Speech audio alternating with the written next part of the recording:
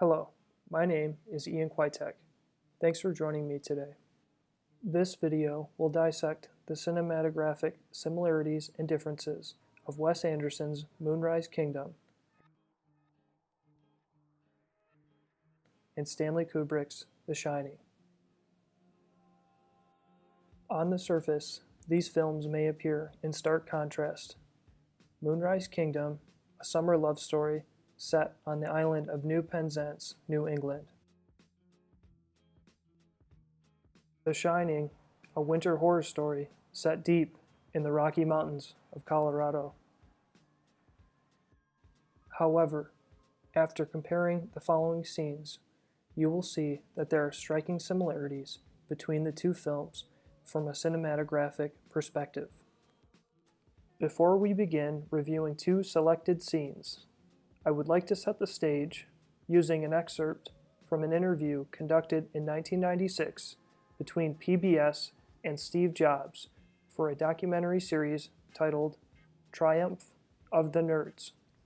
It comes down to trying to expose yourself to the best things that humans have done and then try to bring those things in to what you're doing. I mean, Picasso had a saying, he said, good artists copy, great artists steal. And we have, always been shameless about stealing great ideas. Starting with an establishing shot of each respective setting, Kubrick and Anderson rely heavily on tracking and dolly shots. This allows the audience to view the film as if we were walking amongst the characters within the interior of the establishing shot. This photograph shows Wes Anderson filming the previous scene. We can see the mechanics of the shot, the track, the dolly, and the camera all working in unison. On the left, we have storyboard sketches, likely drawn by Anderson, showing intent of left to right movement and other key elements experienced in the scene. This photograph shows Stanley Kubrick walking alongside John Alcott, the cinematographer for The Shining. The collaboration between Kubrick and Alcott spanned multiple decades, many movies, and numerous awards. The filming of The Shining relied heavily on the use of a newly designed camera stabilizer, dubbed the Steadicam. The Steadicam's inventor, Garrett Brown, worked directly with Kubrick and Alcott throughout production of The Shining.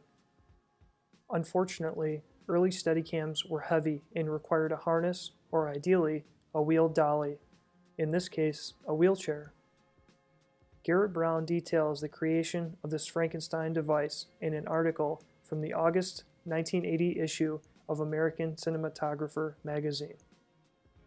With the expert assistance of Mick Mason and Harold Payne of Elstree Camera Hire, we constructed a number of new mounts to adapt the Steadicam to various wheeled conveyances. After one ride on the converted skateboard and one push on the custom sack barrel, both went into the bin of whims, never to be seen again. However, Ron Ford's elaborate motion picture wheelchair proved to be more enduring. We made the first prototype of the Garfield bracket to adapt the Steadicam arm to a Mitchell mount on the wheelchair.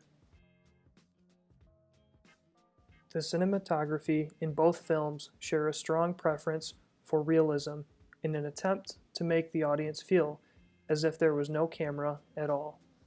Available lighting is used whenever possible, whether this is dimly lit lamps creating soft lighting within the interior of a lighthouse, or the sun piercing through large glass windows in a hotel lobby, producing overexposure to the point where the window frame is nearly invisible. Both films heavily utilize practicals, sources of light that are visible on screen as part of the set, such as lighting fixtures. Standard lenses are used extensively in each film. This choice helps to avoid any distortion that would differ from a first-person view. Our second scene focuses solely on the facial features and expressions of the main character, Susie, a protagonist in Moonrise Kingdom, and Jack, the antagonist in The Shining. Kubrick starts this scene using a medium shot and pushing in to an extreme close-up, while Anderson chooses to keep the scene more static, opting for a consistent and constant close-up. In the textbook Understanding Movies, Louis Giannetti states, "The closer the shot, the more intense the emotion." The positioning of the character's face is identical, chin tucked, wide-eyed, conveying an overall sense of mischief, darkness, and commitment to an unfolding plan. The inciting incident in the setup of a three-act structure. From Gerald Abrams' 2009 book, The Philosophy of Stanley Kubrick. What is unsettling in Kubrick's films is that, like the axe-wielding Jack Torrance in The Shining, we are always in danger of losing the masks of our civilized selves. Both scenes contain a rich, easily identifiable color palette, adding to the depth and emotion of the scene. Wes Anderson opts for reds, oranges, and yellows, likely employing a yellow filter to deepen the tones in this scene. Reds, oranges, and yellows suggest passion, love, and impending change attuned to the autumn season. From Peter Kuhn's book, The Films of Wes Anderson. Anderson's films have developed into easily identifiable productions through their use of bold colors that, like poetry, find their power in their concentration. Kubrick relies on blues, blacks, and whites, suggesting emptiness, coldness, and a lack of empathy or love. After reviewing these selected scenes, we can see that Wes Anderson relied heavily on inspirations from Stanley Kubrick and many of the techniques that Kubrick pioneered throughout the filming of The Shining. Although the plot and story differs entirely between these films, the use of identical cinematographic techniques creates a stunning relationship. The following interview between Wes Anderson and The Hollywood Reporter summarizes Stanley Kubrick's influence on Wes Anderson's cinematography techniques. This to me seems like maybe the most heavily sort of Kubrick influenced movie that you've done. Just looking at some of the snap zooms and the way the camera tracks and things like that. Well, I definitely Kubrick is one of my favorites.